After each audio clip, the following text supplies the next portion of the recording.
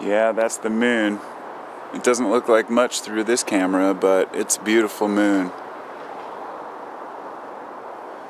I'm just making a quick outdoor video, so you could call this the Carpo After Dark series. Haven't done one of these in a while. I love standing out in nature and observing everything. You know, it just, I don't know, it inspires me when I'm making videos. It's just damn cold out here. So we got a perfectly clear night. All the clouds parted, and I'm looking around, and there's just that beautiful moon in the sky. And it's about 9 o'clock at night, January 30th, 2018, and in about, I don't know, 7 hours, there's going to be a full eclipse of the moon. And so we've got this beautiful full blue moon. For those who have heard the term and aren't aware, a blue moon is the second full moon in a month, so it usually occurs at the end of a month. Because since they're 28 days apart, some of the months will generally have, usually there's a blue moon or two per year. So it'll be fully eclipsed by the moon at about 4 or 5 a.m., and I guess we're going to have a perfect view, which for Portland, in the middle of winter, it's hit and miss on these things. I mean, we come out to watch like meteor showers. Usually it's just a drag, unless you're out in summer. But, it's not that bad. I mean, Portland has kind of this reputation, just like Seattle, of being a rainy spot, which it is a lot of the time, but I would say Seattle is much rainier than Portland because it's up north of the Olympic rainforest. They have a different weather system up there. We get a lot of clear days here in Portland. It's a really beautiful place. So I guess this video is really to, first off, address the fact that the eclipse is happening, and for anyone who lives in America and wants to watch the eclipse, look it up, Google it. I guess these days there's no point in giving a ton of information on something. People can just look it up. I'm not going to stay up for the eclipse. I'm rather going to go to bed and then wake up for the eclipse. I guess that's the difference with people. Everybody's got their things. Some people stay up late, some people don't. I like to get my sleep because I have kids.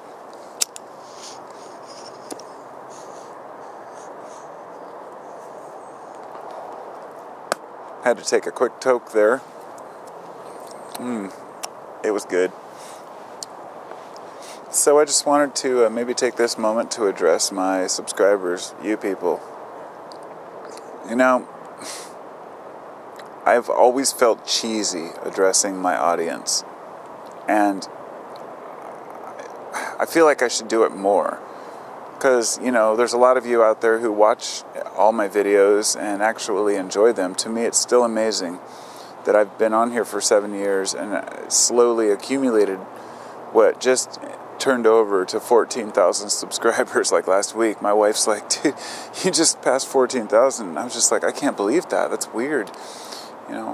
Because to me, it's not about the amount. It's not remotely about how many thousands it is. There's people out there with millions of subscribers.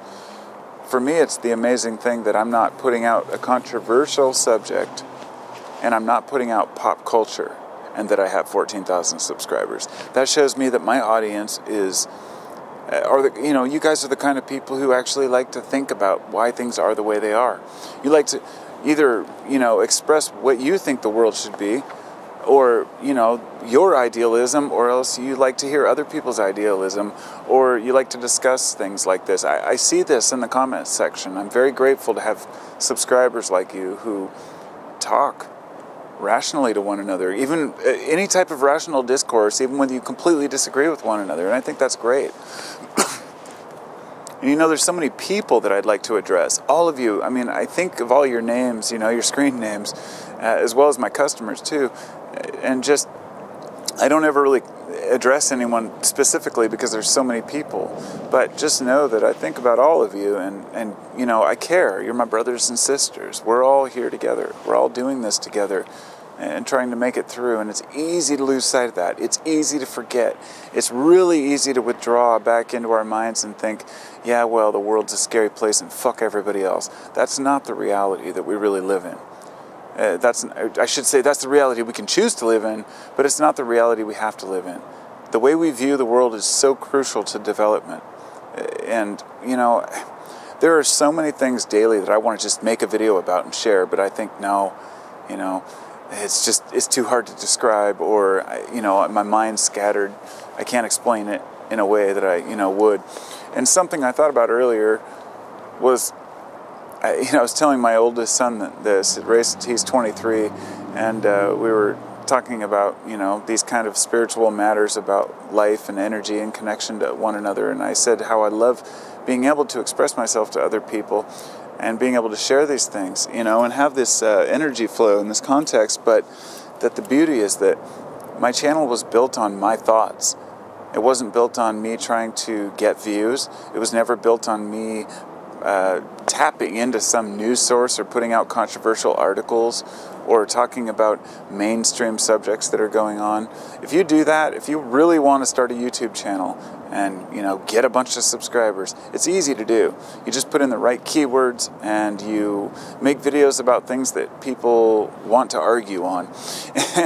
And or else something that's really, really interesting. That's the other end of it. I don't mean that all the videos are worthless, because a lot of, you know, I watch all the science, you know, programs like SciShow and whatnot. I love all the new information that comes out, and watching the big YouTube channels grow.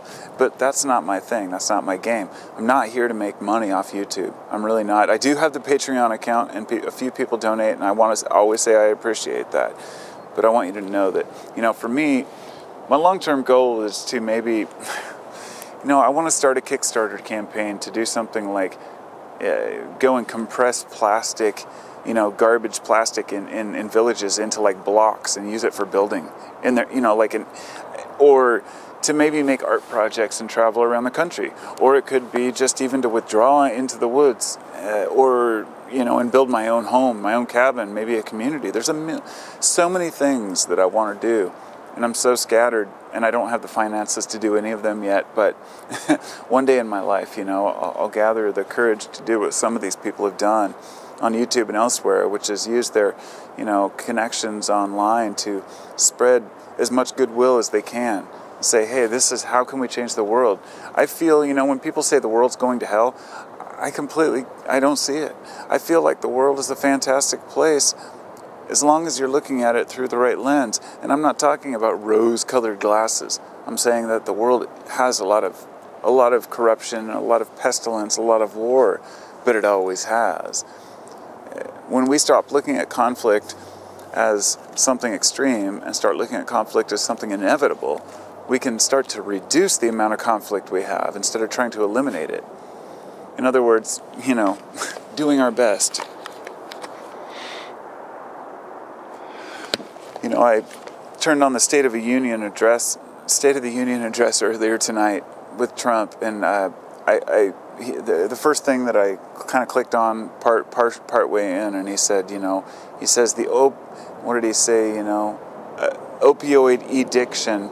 And I just thought, you know, I know he probably knows the right word, but it's just such a big word, addiction, you know, in this country. But I'm not going to get into politics. What I wanted to say was that, you know, when I see a guy like that, you know, doing what he thinks is right, and looking at the absurdity of having people in office who,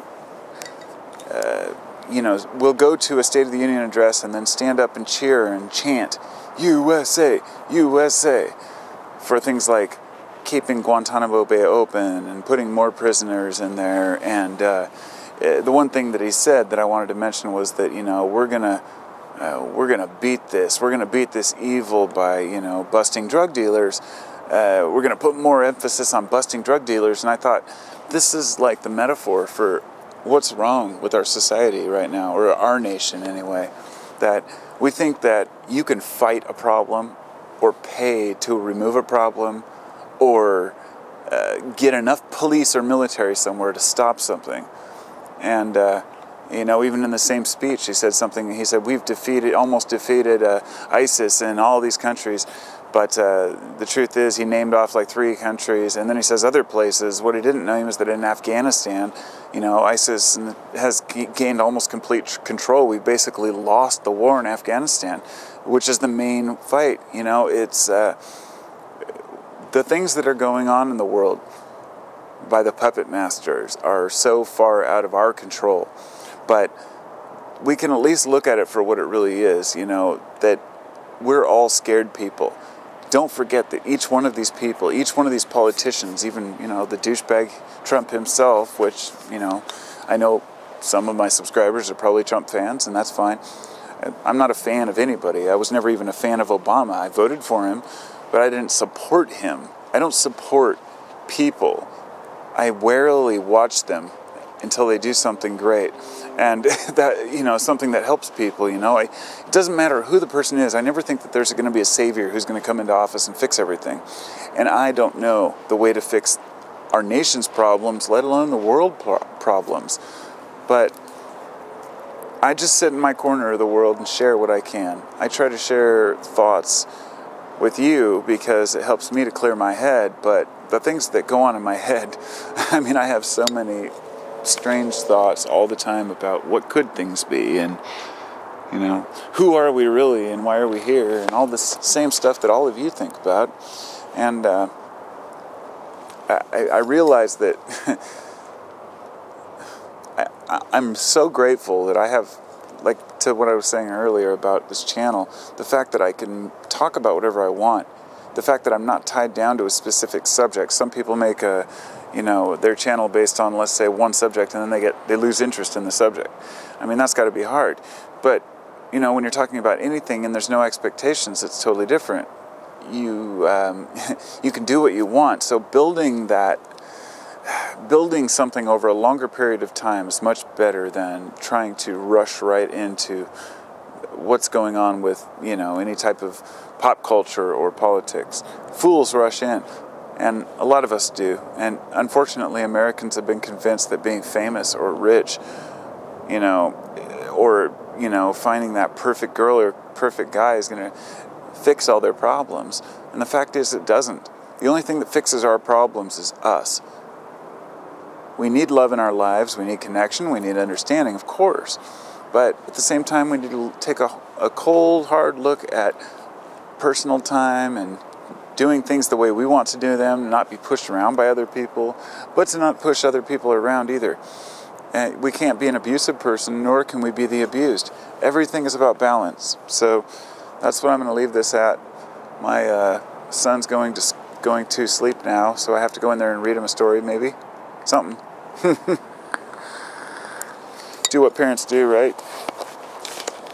So, there's the moon for you. I love you all. I really do. Peace and love. I know that sounds cheesy, but that's how I feel. And that's the kind of terminology I use. I will talk to you soon.